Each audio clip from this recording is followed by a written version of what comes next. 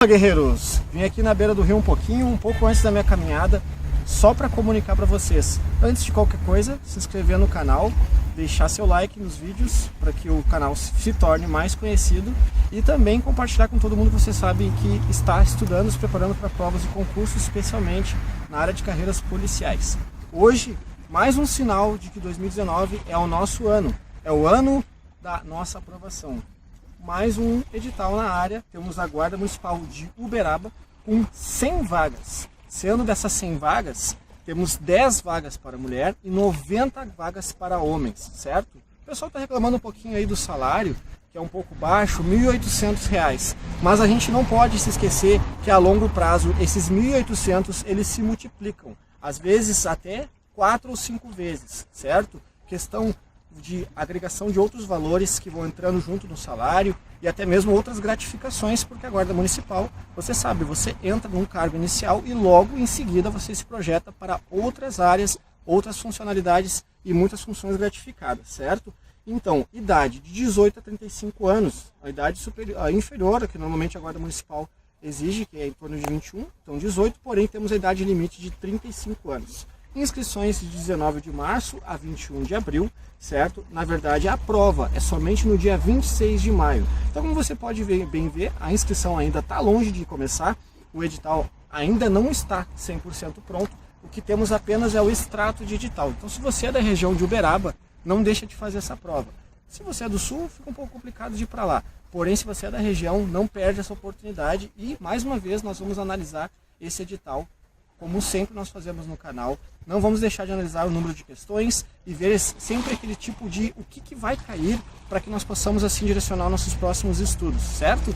Então não desiste, guerreiro, e hoje mesmo ainda vou te passar algumas dicas a respeito de como você vai fazer seus resumos, certo? É isso aí. Bom, galera, agora que a gente já conversou um pouquinho sobre as novidades dos concursos, vamos então fazer um resumo por palavras-chave que eu tanto falo. Percebam que aqui eu peguei um livro de curso de processo penal, certo? Ninguém é obrigado a ter esse livro, você pode pegar um conteúdo disponível na internet, pode pegar uma videoaula, inclusive em seguidinha vou fazer isso também utilizando como base uma videoaula. E aqui peguei um texto completo sobre inquérito policial, certo? Então o que eu vou fazer? Eu vou ler e muito simplesmente vou traduzindo isso em palavras-chave. Por quê? Eu não tenho como lembrar do texto na íntegra, mas eu posso, através das palavras-chave, recordar do todo o conteúdo da disciplina. Então, você vai notar que aqui eu tenho, por exemplo, de inquérito policial, eu tenho 1, 2, 3, 4, pelo menos, digamos assim, umas 20 páginas de processo penal com diversas características do processo penal. E eu vou resumir isso em uma folha, talvez menos do que uma folha, certo? Porque nem tudo é importante. Neste ponto aqui também entra a importância da resolução de questões, porque quando você passa a resolver questões, você começa a entender o que de fato é importante, o que você tem que destacar dentro de uma disciplina, certo? Esse é o resumo por palavras-chave, esse é o resumo que nós podemos fazer para auxiliar nossos estudos, para facilitar o nosso sistema de revisão. Inclusive, se você ainda não tem o plano de estudos que eu elaborei, pede aí nos comentários que eu posso te mandar por e-mail, e você, baseado naquele plano de estudos, você vai perceber que existe um processo de revisão diária. O que você vai fazer durante o dia? Você vai estudar, vai produzindo, através de um estudo ativo, produzindo o seu material de resumo, e através deste resumo você vai revisar no final do dia. Depois, no final da semana, você vai somar todos os resumos que fez ao longo da semana inteira e vai ter todo um conteúdo para revisar. Ah, você vai dizer assim, chegando no final de 1 mês, 2 meses, 3 meses, vai ter muito conteúdo. Aí que está? Não é tanto assim. Você vai ver que o resumo ele fica tão sucinto, tão resumido, que chega um ponto que você não precisa mais estar recordando. E ainda tem aquelas disciplinas, aquelas matérias que você passa a dominar. E simplesmente não é mais necessário que você fique retomando ela tantas vezes, porque através das questões você vai notando que aquela disciplina pode ser eliminada do seu sistema de resumos. Então, vou dar uma lida aqui. O que você vai fazer primeiramente? Vai ler o texto naturalmente, como uma leitura de um livro comum. Então aqui, inquérito policial, o conceito, é o conjunto de diligências realizadas pela Polícia Judiciária para apuração de uma infração penal e de sua autoria, a fim de que o titular da ação penal possa ingressar em juízo. Aí diz aqui a referência, Código de Processo Penal, artigo 4º. Trata-se de procedimento persecutório de caráter administrativo instaurado pela autoridade policial.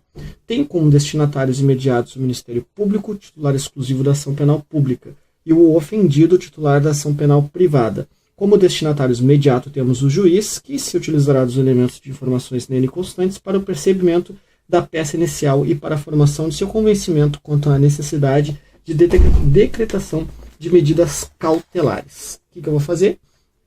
Vou passar aqui a limpo essa primeira parte. Deixa eu só pegar aqui, tirar esse celular, que em seguidinho eu vou mostrar também como é que funcionaria se isso aqui fosse uma videoaula. Não seria nada diferente. Eu pegaria aqui o material de resumo e começaria. Inquérito policial. Então a primeira coisa que eu vou escrever é inquérito policial, certo? IP. Já sabemos o que significa. É o conjunto de diligências realizadas pela Polícia Judiciária, certo? Abuse e use de cores nos seus resumos. Então, inquérito policial é o conjunto de diligências, certo? Podemos usar somente a palavra diligências, certo? E podemos usar Polícia Judiciária, realizadas pela Polícia Judiciária. Polícia Judiciária. Esse aqui é um sistema. Eu vou mostrar depois como é que funcionaria se isso aqui fosse se transformar num mapa mental. Então, para a apuração da infração penal de sua autoria, a fim de que o titular da ação penal possa ingressar em juízo. Trata-se de procedimento persecutório de caráter administrativo, certo? Então, você vai botar aqui que uma das características aqui é caráter administrativo, certo? Claro que aqui eu estou fazendo com letra grande, eu estou botando no meio da folha, você vai fazer organizadamente, administrativo, certo? E aí outra questão que nós podemos aqui, instaurado pela autoridade policial. Tem como destinatários imediatos, aí você vai botar aqui, destinatários. Eu uso o sistema de flechinhas aqui ou o sistema de mapa mental. Você pode escolher a melhor forma que ficar para você. Destinatários, aí vou botar aqui. Posso puxar novas flechinhas aqui e vamos botar os destinatários. Temos como destinatário imediato temos o juiz, certo?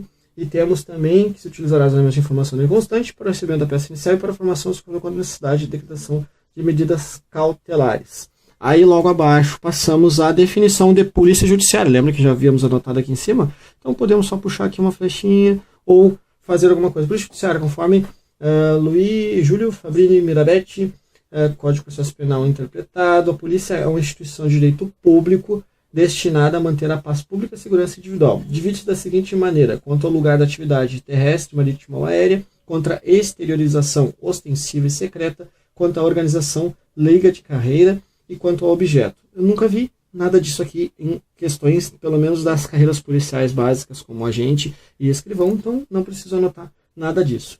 A administrativa ou de segurança, o caráter preventivo, já podemos botar aqui, Polícia Judiciária, administrativa, primeira característica da Polícia Judiciária. Administrativa ou de segurança, caráter preventivo, podemos botar aqui preventivo, outra palavra-chave que vai fazer alguma diferença lá no momento do nosso estudo. Objetivo em impedir a prática de atos lesivos a bens, no caso individuais e coletivos, atua com grande discricionalidade independente de autorização judicial. Então você anota aqui que eu tenho resumido em 1, 2, 3, 4, 5 frases, ou menos de 10 palavras, eu tenho aqui uma folha inteira de um livro de processo penal. Um livro grande, que no fim das contas eu teria aqui em torno de 20 páginas resumidos em apenas uma folha de ofício e que depois facilmente vou revisar. Esse é um sistema. Outra maneira interessante de se fazer as revisões é através dos mapas mentais. Você vai criando um mapa, qual é a diferença?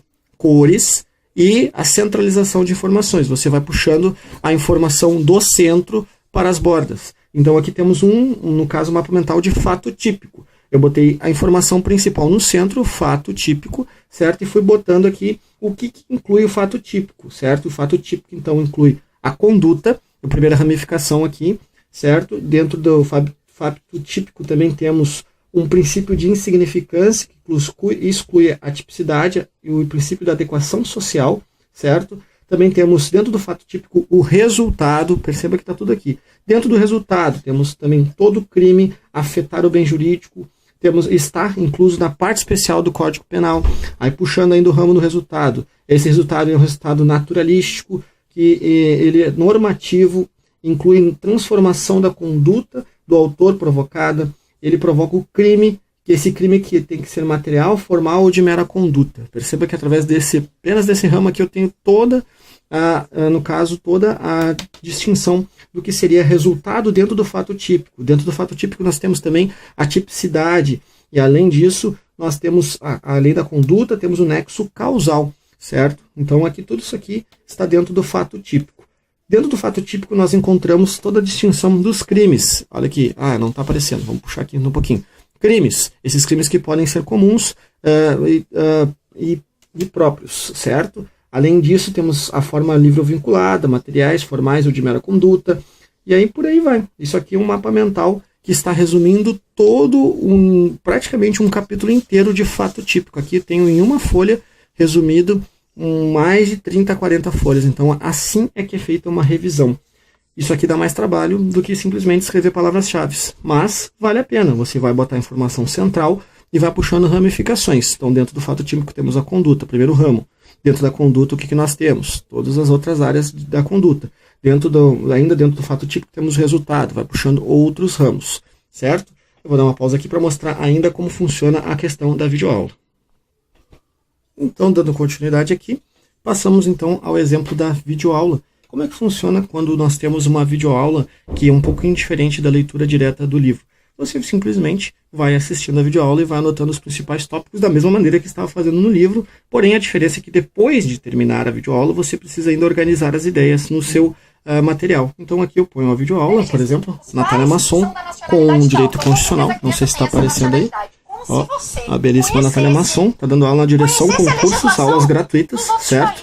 E aí vamos aqui anotando tudo que ela vai falando. Então estamos falando aqui sobre direito, certo? De nacionalidade. É o primeiro tópico que nós vamos anotar, certo? Ela está resolvendo questões, então, através do que ela vai falando, nós vamos fazendo aqui os nossos principais tópicos, certo? Certo? Então, aqui, conceito de nacionalidade. Ele põe aí só para uma pessoa que não estudou nada marcar. Não é você, entendeu? Então, letra A, tem nacionalidade haitiana? Eu sei lá. Letra B, é apátrida? Não. Letra C, não pode adquirir a nacionalidade brasileira. Letra D, é naturalizada. E letra E, é nata. Por que a nossa resposta é justamente a letra E? Eita, peraí, gente. Volta o slide. Percebam? Muito simples. Você vai botando ali, então. Critério sanguíneo, certo? Vai organizando as ideias conforme o professor vai falando. Não é copiar o que o professor está falando, é simplesmente anotar os principais tópicos. Eu ainda vou pegar e vou mostrar para vocês futuramente um resumo completo de um material, certo? Vamos lá, primeiro. A criança nasceu então, critério sanguíneo. Nasceu em território nacional. Os dois pais são estrangeiros? São. Ixi. Mas por que a exceção não se aplicou? Porque nenhum dos dois está no Brasil a serviço do país de origem. Eles estavam aqui trabalhando informalmente. Por isso a criança é brasileira nata. Então, lembrando que aqui nós temos uma aula de direito de nacionalidade, critério sanguíneo, então no caso pais estrangeiros, certo? Se nenhum dos pais estiver a serviço do seu país.